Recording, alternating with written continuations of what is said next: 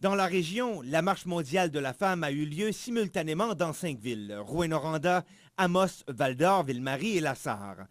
À Rouyn-Noranda, l'événement s'est traduit par un happening qu'elle nomme un dying, ce qui consiste à se coucher sur le sol de façon à faire réagir.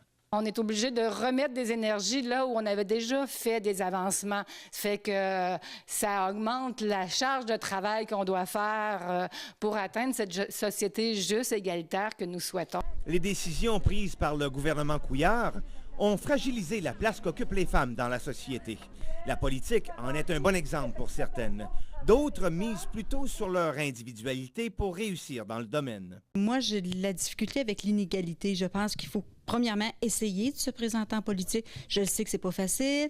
On sait que c'est souvent la femme, la mère de famille, la grand-mère qu'il faut qu'il concilie travail et études. Le 25 avril commémore le 75e anniversaire du droit de vote des femmes au Québec, instauré sous Adélard Godbout en 1940. C'est parce qu'on mène des luttes qu'on les obtient, puis je pense que les femmes ont compris ce message-là. Le mouvement des femmes est en marche et sera toujours en marche tant que toutes les femmes ne seront pas libres. Je dirais pas un recul, mais elle n'a pas avancé à vitesse grand V.